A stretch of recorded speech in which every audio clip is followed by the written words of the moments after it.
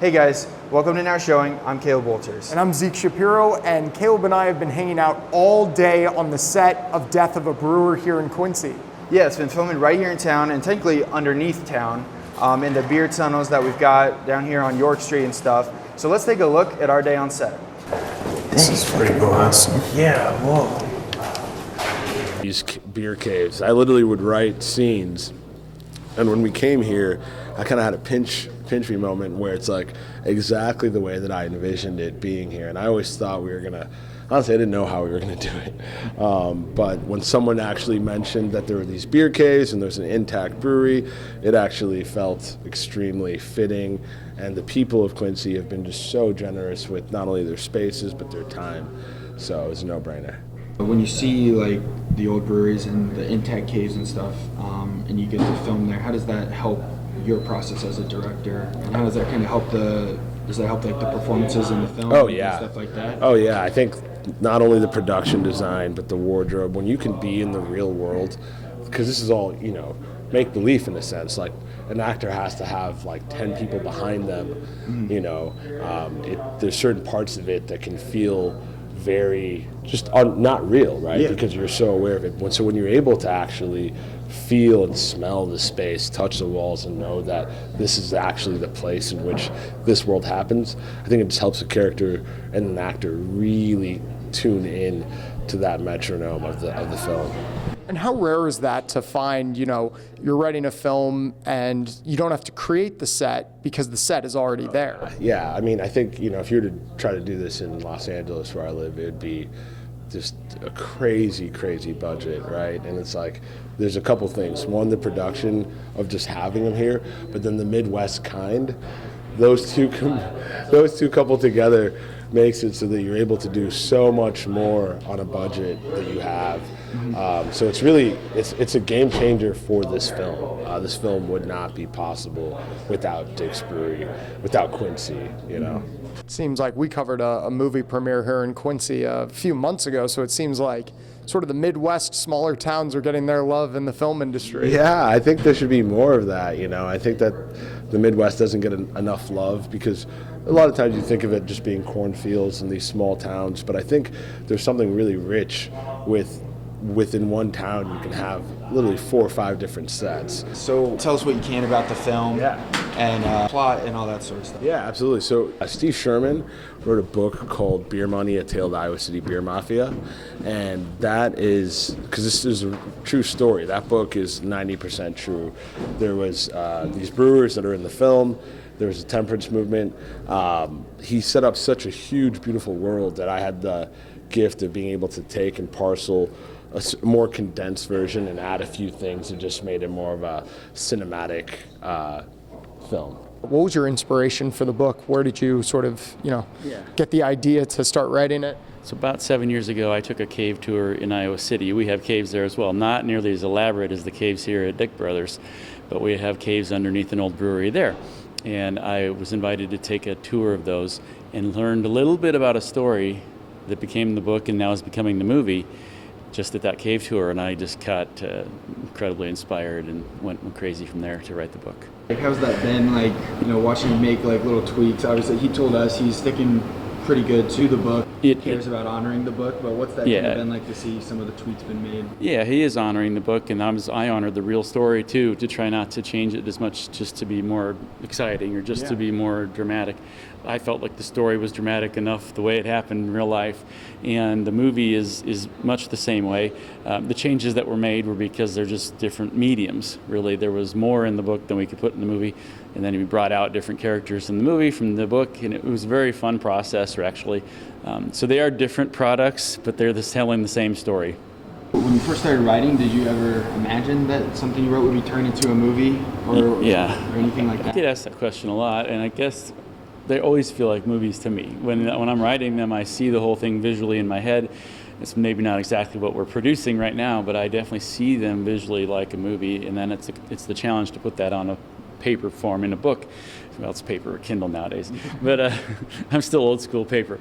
But then people will read that and have their own images. So to me, it's just kind of the next step, and I'm very excited to see what we're producing here. The scenes are going great. The actors are doing a great job. The locations are so rich. It's really coming together well. This is pretty sick. Yeah. We're from Quincy. We don't get a lot of film sets here. So what's it been like to film in Quincy? What's your experience been like in our town so far? So we just got here on Sunday, so this is our third day. It's a beautiful town here. I feel like at peace, you know.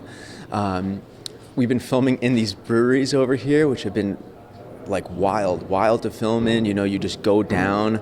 There's one scene that we filmed which is pretty intense, and the realness of the beer caves, just like, I mean, that the heart of the story is beer and freedom in a way, right? Freedom to choose if you like to, you know, imbibe or not. And yeah, it just feels like a real historical American place, and you can feel it in your bones. And we had heard that filming began in July and is going to be wrapping up here soon. So what's that like, sort of filming on a, not necessarily time constraints, but a shorter window? Yeah, we're doing, I think, 112 pages in 25 days, so that's tight, you know, a lot of pages every day we're getting done. In some respects, it really helps you because you don't have time to think. So you're just going from scene to scene, day to day, and, you know, we started 20 days ago. Like, it's all a blur at this point, but we're in the home stretch now, and I'm grateful to be able to be acting this much every single day. It's great, yeah. Dump the camera down. Yeah, start recording, drop it down to me. All right. So first up, can you just tell us how you got involved in Death of a Brewer? Yeah, so about 2 years ago, I met with the producer and the director to shoot what's called a sizzle reel for Death of a Brewer. So we basically did like an extended trailer. It was a 11-minute short piece that they used to then show to investors to try to get the money to make the actual feature film version of this project. I'm guessing when people watch movies, they might not know a little bit about your specific position. So could you go into it a little bit? Yeah, I'll start off by saying that from my position, if they don't notice anything I do, that means I'm doing my job correctly. But on a more logistical standpoint, I work with the director, I work with all of the departments to help craft the visual language of a film. So we're talking about color palettes, we're talking about how we want certain scenes to feel, we're talking about how many characters there are in a scene, how we want to cover them, how we want the audience to feel about those certain characters. And what's it been like doing your job right here in Quincy? I mean, to be honest, we've had amazing locations in every city we've filmed in. We filmed in Iowa City, Iowa, in Galena, Illinois, and now in Quincy, Illinois. And that's part of what has been so thrilling about this project is just to being able to walk into these locations. Like, we're standing on top of beer caves right now. Below us, there are extensive tunnels of beer caves, and that's something that really gets you excited about a project, is these locations that you get to film in. It feels so real that honestly I feel weird coming to work in these clothes. I almost want to put on, you know, the period clothing to feel more a part of it, but it's something that helps encapsulate the feeling and the mood of a film in a way that I think will really translate to the audience. When you're preparing for Death of a Brewer, is there specific stuff you visited to get kind of inspiration for the look and feel that you wanted to give the film? A great deal of my inspiration just comes from talking to the director, hearing his vision. Makatsu was, you know, very a great communicator as far as what he wanted this film to feel like, so he then trusts me. But as far as outside influences, one specific film, Road to Perdition by Sam Mendes, starring Tom Hanks, that was a huge inspiration for me. I wanted our film to feel like that. It was shot by an idol of mine, a cinematographer named Conrad Hall, and Conrad really brings truth into his cinematography and his choices, and all I'm trying to do is really bring truth to this.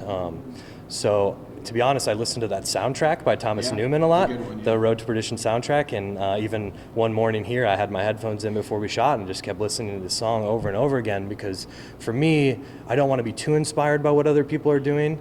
So I think music was a huge inspiration, so I tried to listen to a lot of period-appropriate music or soundtracks of films that kind of feel like Death of a Brewer. It's funny, you said Road to Perdition immediately, and I thought of like 3 scenes, you know, several scenes in that movie. Yeah. So how hard is that to balance, like, kind of taking inspiration but also making it your own and making sure you're not just, copying and trying to copy? That's a great question. I think it's a fine line. I think you need to stay true to yourself. I think in moments where I find myself needing some guidance, in harder scenes, I can go back to those inspirations and I can say, what did they do here? There's a specific scene from the newest season of The White Lotus that is a direct, it's pretty much shot for shot in this movie. It's because they did it so well that sometimes the visual language of something else translates to what you're doing, but you also want to leave room for improvisation on your own behalf. And I think that's the thing, is you're towing this line. If something doesn't feel right, I'm not going to go that direction. And there's been so many instances on Death of a Brewer where things have just felt right. And even other people will say that, this feels right. I like this decision you're making, And that to me is something that, at the end of the day, if I get those comments on set, I think I'm headed in the right direction, and that makes me feel good and continue down that path. So how I got involved, Makutsi Rukundo and I live in the same neighborhood in Los Angeles, California. He handed me the script, I read it, and as a history buff myself, I said, I have to do this movie. I grew up on movies like The Patriot, Braveheart. I'm a huge history buff and I like historical movies, and this script, I liken it to when you get in bed at night and you watch a TV show that you can't stop watching and you just binge and binge and binge. This script was like that TV show for me. I would lay down in bed, I would read 50 pages, and then I would fall asleep. I'd wake up the next day going, I can't wait to get back in bed and finish reading. It was an extreme passion project, obviously for Makutsi and the guys, but for me as well, because when I read it, I just fell in love with it, and I knew I had to be involved. And I brought, Crispin Glover and Tyler Posey and Jefferson White and Mina Suvari to the table. And what's that been like, having to be the producer for multiple sets in multiple states? Yeah, so, specifically on this project, we're shooting in Iowa, we're shooting in Illinois, and the two states border each other, and it's been really, really simple. But it's been great, and honestly, a lot of fun going to the different locations.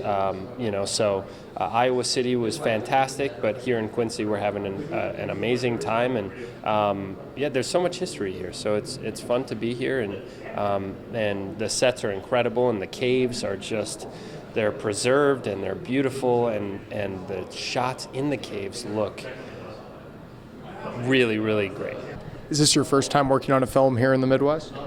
First time actually working in the Midwest. Yeah, we've shot a lot in states in the South, and we've shot in California, but this is our first time shooting in the Midwest, and we're really, really enjoying it. Is there anything else we missed that you wanted to add? I think that's pretty much it. We're happy to be here in Quincy, and we want to thank everyone for having us here. And we know it's unique to have a movie shooting here, and we want to thank all the people of Quincy for having us and helping us out.